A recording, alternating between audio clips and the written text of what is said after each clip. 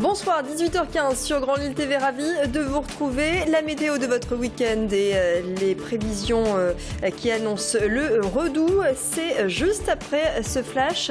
Et dans ce flash, le dispositif hivernal de la DIR, la Direction départementale des routes, du foot également.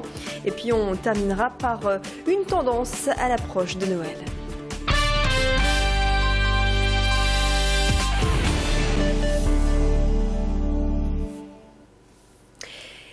Et le redoux est certes d'actualité, mais la DIR, la Direction départementale des routes, reste mobilisée.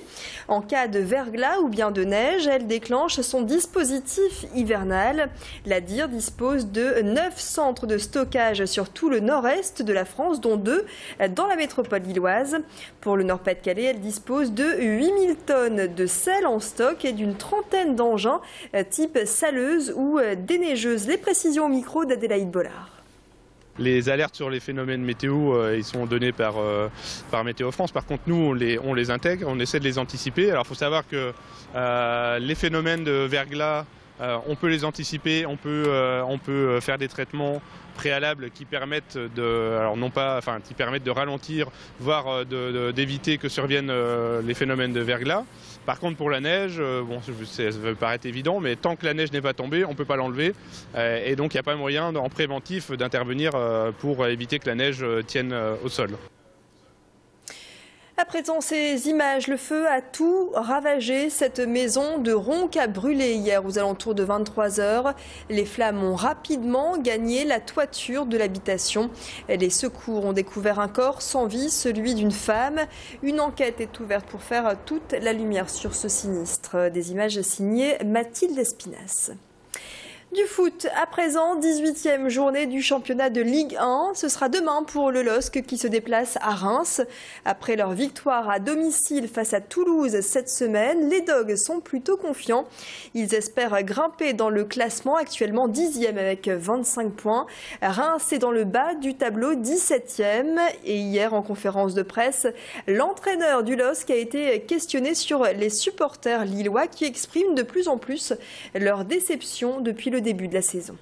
Il ne faut pas oublier qu'avant on avait 17 000 supporters et qu'aujourd'hui on a 40 000 spectateurs de moyenne dans le stade et que les 17 000 supporters ils ont suivi, mais il reste 20 000 spectateurs, ce qui est logique. Donc ceux qui de temps en temps sifflent ont certainement leur bonne raison, mais ce qui compte c'est l'attitude de nos supporters. Et nos supporters ils ont été fantastiques, voilà, ils ont acclamé tous nos joueurs. Coup d'envoi de la rencontre demain, donc Reims-Lille, ce sera à 20 h. Une meilleure connaissance de l'autre pour casser les idées reçues. C'était l'objectif ce matin d'une rencontre interreligieuse. À Roubaix, la mosquée Souna a ouvert ses portes à une quinzaine de diacres. Ces hommes catholiques se destinent à la fonction de prêtre. Cette visite fait partie de leur formation. Rites musulmans, prières et dogmes de l'islam, chacun a pu en savoir plus sur une religion qui concerne 500 000 musulmans dans la région Nord-Pas-de-Calais. Dans cette communauté catholique et chrétienne, il faut qu'ils puissent aujourd'hui voir la réalité de ce qui se passe au sein des mosquées, au sein des conseils d'administration, au sein de personnes porteurs de paroles de foi, parce que c'est avant tout ça, ce sont des structures dans l'espace privé, mais qui aujourd'hui portent la foi, portent la croyance. Donc ils doivent connaître, ils doivent savoir aujourd'hui quels sont les modes de communication qui sont les nôtres, quels sont les discours qui sont les nôtres aujourd'hui pour retrouver exactement cette place commune par rapport à ce socle commun. Il représente un budget non négligeable dans les ménages. Le carburant ne cesse d'augmenter, quelques centimes d'euros de hausse qui se ressentent surtout sur un plein. L'Automobile Club du Nord pointe du doigt, selon lui, des mesurettes du gouvernement. Ce dernier a proposé récemment une aide financière pour les bénéficiaires de la CMU, la couverture médicale universelle. Mais pour les représentants des automobilistes, il faut avant tout baisser la TVA sur le carburant. Pierre Moscovici, qui est le ministre des Finances, avait annoncé urbi et torbi qu'il y aurait des mesures pérennes. Pérenne en français, ça a une signification précise. Pour contrer le prix du carburant et donc alléger la charge des ménages. Bon, nos propositions à nous sont effectivement drastiques puisqu'on demande la sortie de la TICPE de la TVA, puisque c'était en fait un impôt sur un impôt, et de baisser la TVA à 5,5, ce qui me paraît être le minimum, puisque le carburant est quand même une nécessité absolue pour la majorité des Français. Et puis c'est le cadeau du moment, les tablettes tactiles ont la cote, mais sont-elles vraiment adaptées aux enfants? Certaines tablettes sont même spécialement créées à destination des plus jeunes. Design, facilité d'utilisation, tout est fait pour renforcer le côté ludique de ces outils. Des outils à utiliser avec modération, c'est l'avis en tout cas de ce pédopsychiatre. Il met en garde contre une trop grande exposition aux écrans.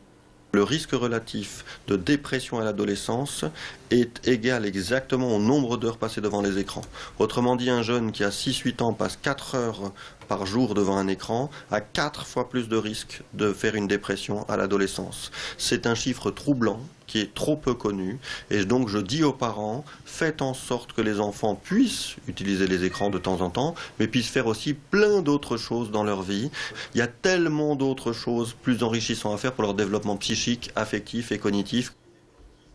Il est 18h passé de 21 minutes en ce vendredi soir sur Grande Île TV. Tout de suite, les prévisions météo de votre week-end, suivi de l'info trafic. Si vous devez prendre le volant, restez avec nous.